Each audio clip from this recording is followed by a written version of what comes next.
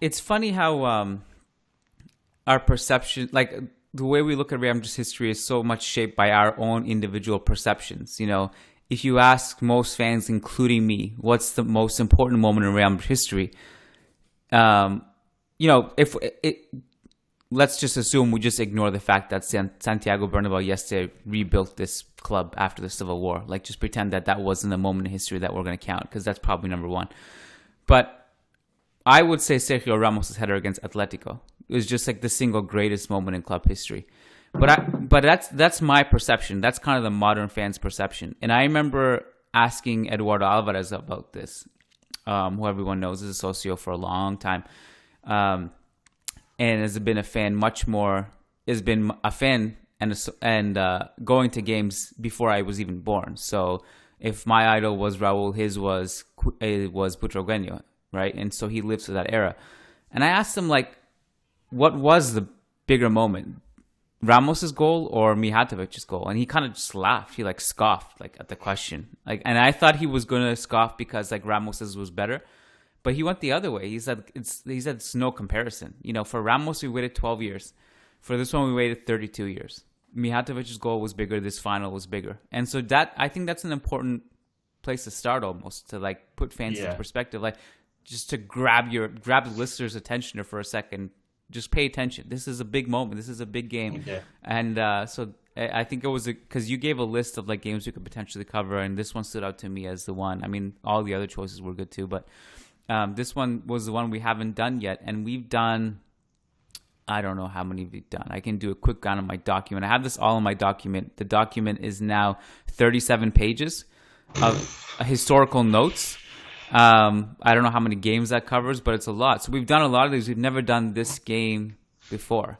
Yeah, and I mean, you've done a lot of the Quinta era, and I suppose going in this final, I think a lot of Madrid fans felt that they had missed their opportunity to break the duct with Europe in terms of with the Quinta era. I think a lot of teams were expecting Bertragueño and that team to win the European Cup, and when they didn't, I think a lot of fans did feel that they'd missed their chance. That the kind of moment to break the curse had passed them by, and it might be another couple of years before. It might be another couple of decades before that chance happened again. I don't know. I'd say imagine if you were to ask a Madrid fan in 1990 that they think they'd have the Champions League won in 8 years, they probably wouldn't. they probably wouldn't have believed you. They probably would have say we'd be lucky to qualify for it, let alone win it. Yeah, and I think the last Quinta de Buitre one we covered was, we were talking about Real Madrid versus AC Milan in the 88 and 89 semifinal, where ultimately they just blew us out of the water. And that was kind of the passing of the torch. We're like, okay, we missed our chance. Now we're on our last legs, and we're going up against this crazy Milan side that is one of the best in history. I think that was kind of the passing of the torch kind of moment for me. So now we fast forward. This is, you said 8 years later, right? Is that correct? No, that's 9 years later. 9 years. 9 years later. We stumbled into the Champions League final against a really, really great Juve team on paper, at least. If you look at the familiar faces, it's always funny when you look at these historical games, look at the familiar faces. This actually has a great pool of coaches. Yeah, I was just thinking that myself. A generation of coaches were born out of this Juve side. It's crazy. It's all from the Juve side. So Zidane, Conte, Deschamps, Inzaghi. Did I miss any? Conte was on the bench. So, and obviously Heinkes was our manager, and it's amazing. Usually managers they don't have short shelf lives, but certainly you don't fast forward to 2021. It's not normal what Heinkes has done in the last 2-3 years. You know what I mean? It's crazy that he's still around, hasn't been outdated, and was able to kind of move with the tactics and move with the progression of the game. He's won a Champions League final in 1998, and you fast forward and he's won Champions League finals with Bayern towards the end of this decade, the decade that just passed. So it's, there's a lot of there's a lot of legends in this game, Chris. You look at Juve's lineup, it's stacked. I mean, a lot of the World Cup 98 poster boys too. Deschamps and Davids in midfield, Zidane kind of in that traditional 10 role. Del Piero up front, Inzaghi up front, not a legend, but he's one of the better scorers in European Cup competition that we have. He's a good off-ball mover. Then you look at Real Madrid with, Hierro and Sanchez together, Roberto Carlos on the left, Redondo, Raul starting, a young Raul, who actually didn't have a very good game in this game, but, we can get to that. So I think that covers it, right? We came fourth in the league, so this is just the classic Real Madrid suck domestically, but win in Europe somehow. We won 5 home games. Unbelievable. Which is just absolutely insane. This is while you were talking about Heinkes, I was thinking the amount of criticism that Heinkes came into through this final. He was considered a very soft manager on a dressing. I love my favorite quote about this '90s era is John Toshak, who was hired as a coach in '99, and he said entering this dressing room was like going into Baghdad. He said it was just a insanely volatile, and you needed a really hard hand, and Heinkes was not that hard hand. He was a nice man, but he was just a very soft manager, and this dressing room kind of ran all over him. So I mean, the domestic campaign was a disaster, and just so I mean, as we'll define Madrid in later years, they just seem to be able to turn it on in Europe. They knocked out the holders.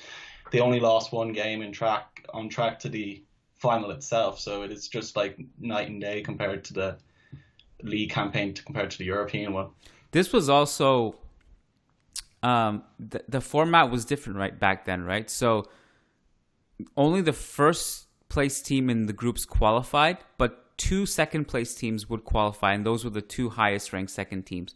So Juve were actually second in their group after Manchester United and almost didn't qualify for this. And then they just went on to get to the final. But they were the favorites. And so, I don't know if there's any more background necessarily to get into. Other than that, we should note that a lot of the key players in this game for Real Madrid were signed by Lorenzo Sanz when he came in and revolutionized the team in 1995. So in his first season, he signed Roberto Carlos, Mijatovic, Davor Suker, who played like 1 minute in this game, I think, just to waste some time. Clarence Seedorf, Panucci, Ilgner, these guys all started in this game and were an important part. So why don't we talk about the first half? What stood out to you? Where do you want to start? The first thing I noted was just how young Jupp Heynckes looks in this game. I've never seen that man without a big head of silver hair. So to see him with a kind of near baby face and black slick back hair, I didn't recognize him. An extremely oversized suit, also baggy pants, baggy everything. Yeah. But I was watching the first 5 minutes, looking at the players, thinking who's aged the best out of these guys, and I definitely think Zidane has certainly aged well. Roberto Carlos, to my surprise, has not aged well. I think that soul patch is just not doing him any favors. Yeah, he has not aged well. Outside of that, Zidane has it's the opposite of aged. He's gotten younger since he shaved his head. More distinguished, much healthier. Yeah. But yeah, outside of that, I have to say I was surprised by I was surprised kind of how much of a nosh that Juve were in terms of attack. I think. Reading about this final, I had an image of it being David versus Goliath, but I think Madrid were kind of well worth their they deserve kind of well worth their place in their final, and well worth their place in eventually winning it. By the time even the first half was over, I mean, I think Raul missed a complete